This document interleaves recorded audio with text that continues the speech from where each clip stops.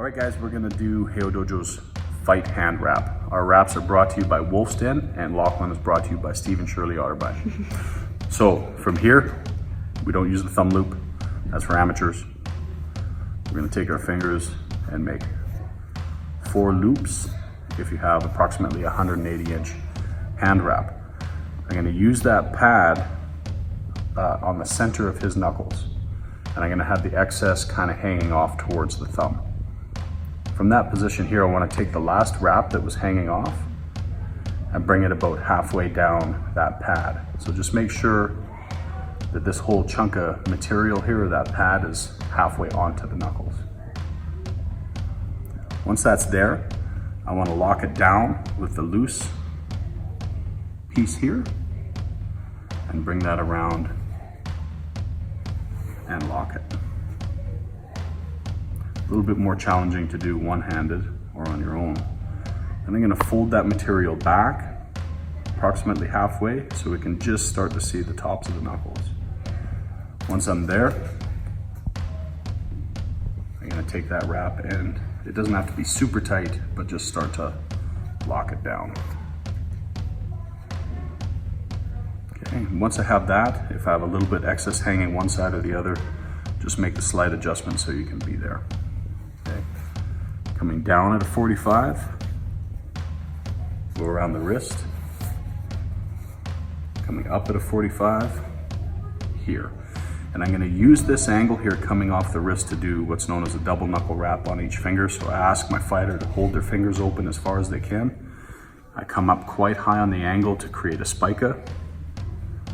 Try and keep your wrap as nice and flat as you can, and bring it in there so that that spica or that V is creating a tip towards the big knuckle. Once he's there, I ask him to make a fist, and that should tighten that up nicely there. Come underneath the thumb again. We're gonna anchor around the wrist. Come up. Do our next spica on the next finger.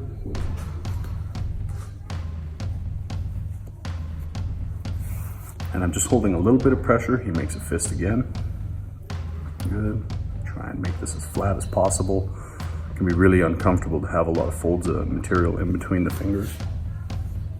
Come around, do the ring finger, same way. Get that material in there. Come underneath and down, he makes a fist. Everything's starting to get nice and tight in there. Now on the last one here, I don't like coming up on this angle and trying to hit the pinky finger. So I want to put a full anchor around the wrist, and then I'll come up and do that pinky finger or pinky knuckle. Inside here, come up, and then come back at a nice angle. He makes a fist, holds it nice and tight, good. Then I lock it down when the fist is tight, and he can open his hand and we continue the wrap. So again, we're anchored on the wrist. Now I'm gonna put the attention towards the thumb. I like to wrap the thumb up and then wrap it down. So when I come around here, I hit the knuckle of that thumb underneath and back as smooth as I can. And now he has pressure on his thumb coming up and away. Not, I'm not reefing on that. I lock it down. Make sure that that wrap's not gonna move. And then I wanna wrap the thumb with pressure down. So kind of like a telephone pole with a line on each side holding it straight. And then he can get some good pressure on that thumb, or support, I should say. Now, depending on how much wrap you have left, if you're 180-inch wrap, you should have, if you're 180-inch wrap and you have a smaller hand, you should have a bunch of material left. And you should be able to go one more time around the whole hand to add a lot of support here. And then whatever you have as excess, then I call it the fishing reel. I just kind of wind up and down without overlapping exactly over the other, up the wrist here. So lots of support on the wrist. I wouldn't come, if I had a lot of excess wrap here, I wouldn't come exactly on that line again. I'd come down a little bit and then stagger those support lines so that they have a little bit better bite on that.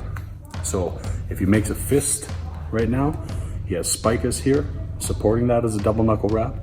He has 8 layers of wrap on his knuckles here. They can go into the glove. He has good wrist support and he has some thumb support here. And this is the wrap that I designed this pattern to wrap like this to as close as I can emulate gauze and tape. So if he makes a fist, he can have good knuckle protection here. And that's our fight hand wrap.